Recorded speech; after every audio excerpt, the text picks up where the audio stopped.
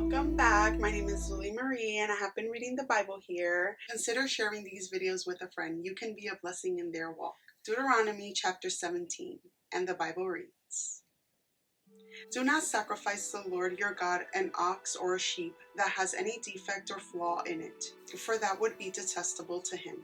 If a man or woman living among you in one of the towns that the Lord gives you is found doing evil in the eyes of the Lord your God, in violation of his covenant, and contrary to my command has worshipped other gods, bowing down to them or to the sun or the moon or the stars in the sky, and this has been brought to your attention, then you must investigate it thoroughly. If it is true and it has been proved that this detestable thing has been done in Israel, take the man or woman who has done this evil deed to your city gate and stone that person to death. On the testimony of 2 or 3 witnesses, a person is to be put to death, but no one is to be put to death on the testimony of only one witness. The hands of the witnesses must be the first in putting that person to death, and then the hands of all the people. You must purge the evil from among you." Law courts. If cases come before your courts that are too difficult for you to judge, whether bloodshed, lawsuits, or assaults, take them to the place the Lord your God will choose.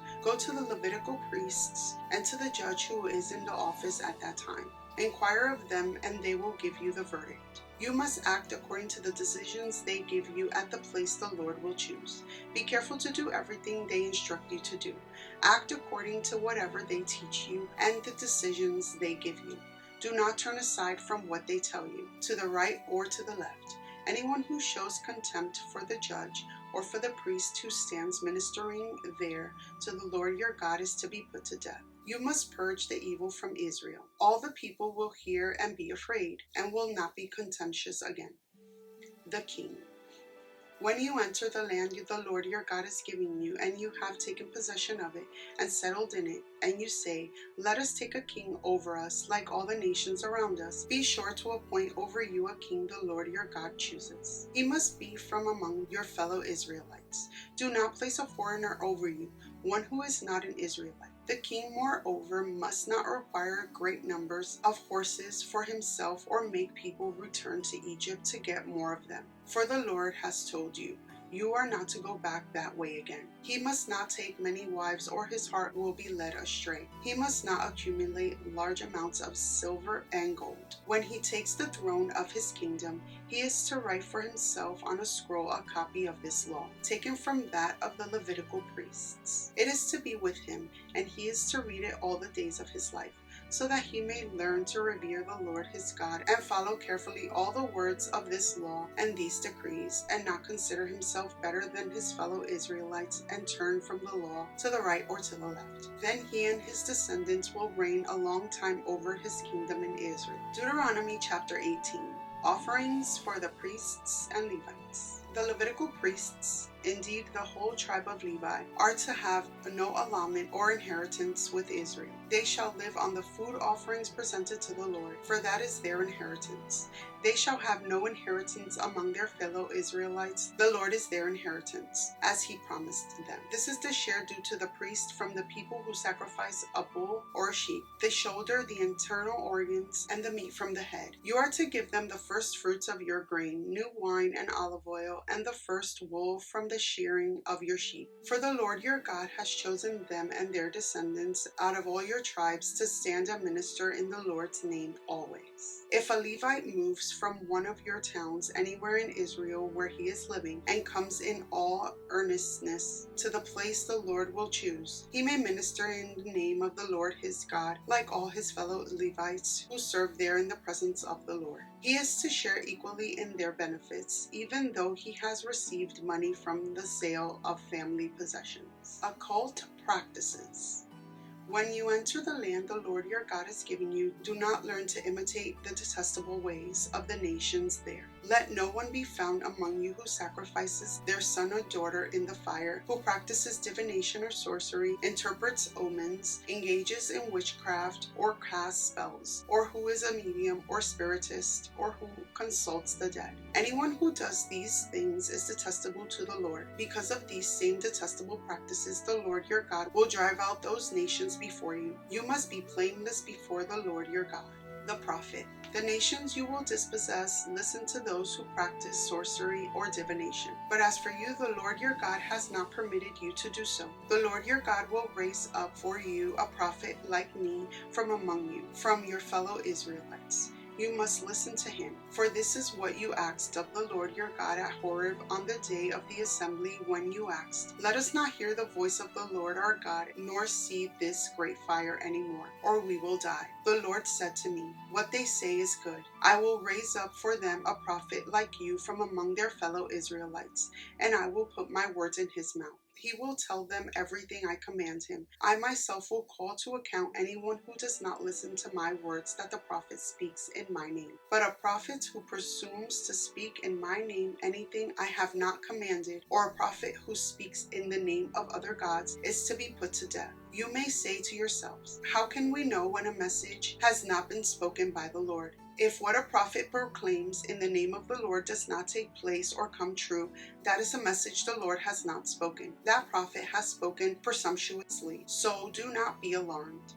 Deuteronomy chapter 19, Cities of Refuge. When the Lord your God has destroyed the nations whose land he is giving you, and when you have driven them out and settled in their own towns, then set aside for yourselves 3 cities in the land the Lord your God is giving you to possess. Determine the distance involved and divide into 3 parts the land the Lord your God is giving you as an inheritance, so that a person who kills someone may flee for refuge to one of these cities. This is the rule concerning anyone who kills a person and flees there for safety. Anyone who kills a neighbor unintentionally without malice aforethought. For instance, a man may go into the forest with his neighbor to cut wood, and as he swings his axe to fell a tree, the head may fly off and hit his neighbor and kill him.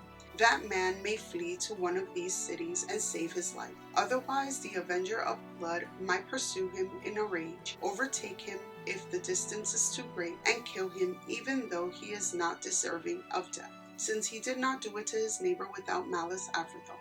This is why I command you to set aside for yourselves 3 cities. If the Lord your God enlarges your territory, as he promised on oath to your ancestors, and gives you the whole land he promised them, because you carefully follow all these laws I command you today, to love the Lord your God and walk always in obedience to him, then you are to set aside 3 more cities. Do this so that innocent blood will not be shed in your land, which the Lord your God is giving you as your inheritance, and so that you will not be guilty of bloodshed. But if out of hate someone lies in wait, assaults and kills a neighbor, and then flees to one of these cities, the killer shall be sent, or by the town elders be brought back from the city, and handed over to the avenger of blood to die. Show no pity. You must purge from Israel the guilt of shedding innocent blood, so that it may go well with you. Do not move your neighbor's boundary stones set up by your predecessor in the inheritance you receive in the land the Lord your God is giving you to possess. Witnesses. One witness is not enough to convict anyone accused of any crime or offense they might have committed. A matter must be established by the testimony of 2 to 3 witnesses. If a malicious witness takes the stand to accuse someone of a crime, the 2 people involved in the dispute must stand in the presence of the Lord before the priests and the judges who are in office at the time. The judges must take a thorough investigation, and if the witness proves to be a liar, giving false testimony against a fellow Israelite, then do to the false witness as that witness intended to do to the other party. You must purge the evil from among you. The rest of the people will hear of this and be afraid, and never again will such an evil thing be done among you. Show no pity. Life for life, eye for eye, tooth for tooth, hand for hand, foot for foot. Deuteronomy chapter 20, Going to War. When you go to war against your enemies and see horses and chariots and an army greater than yours, do not be afraid of them, because the Lord your God who brought you up out of Egypt will be with you. When you are about to go into battle, the priest shall come forward and address the army. He shall say, "Hear, Israel, today you are going into battle against your enemies. Do not be faint-hearted or afraid. Do not panic or be terrified by them. For the Lord your God is the one who goes with you to fight for you against your enemies to give you victory." The officers shall say to the army, has anyone built a new house and not yet begun to live in it? Let him go home, or he may die in battle and someone else may begin to live in it. Has anyone planted a vineyard and not begun to enjoy it? Let him go home, or he may die in battle and someone else enjoy it.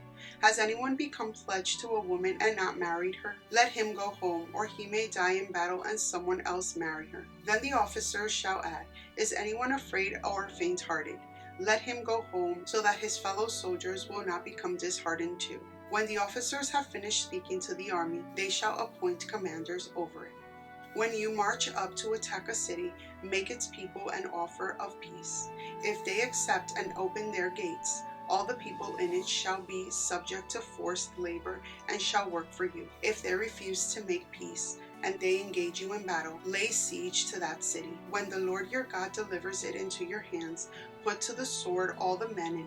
As for the women, the children, the livestock, and everything else in the city, you may take these as plunder for yourselves, and you may use the plunder the Lord your God gives you from your enemies. This is how you are to treat all the cities that are at a distance from you and do not belong to the nations nearby. However, in the cities of the nations the Lord your God is giving you as your inheritance, do not leave alive anything that breathes. Completely destroy them. The Hittites, Amorites, Canaanites, Perizzites, Hivites, and Jebusites, as the Lord your God has commanded you. Otherwise, they will teach you to follow all the detestable things they do in worshiping their gods, and you will sin against the Lord your God. When you lay siege to a city for a long time, fighting against it to capture it, do not destroy its trees by putting an axe to them, because you can eat their fruit. Do not cut them down. Are the trees people that you should besiege them? However, you must cut down trees that you know are not fruit trees, and use them to build siege works until the city at war with you falls. We're going to conclude our reading here for today. Thank you so much for being here. Please subscribe, share these videos with a friend, give me a big thumbs up, and I'll see you in my next one. Many blessings to you. Bye.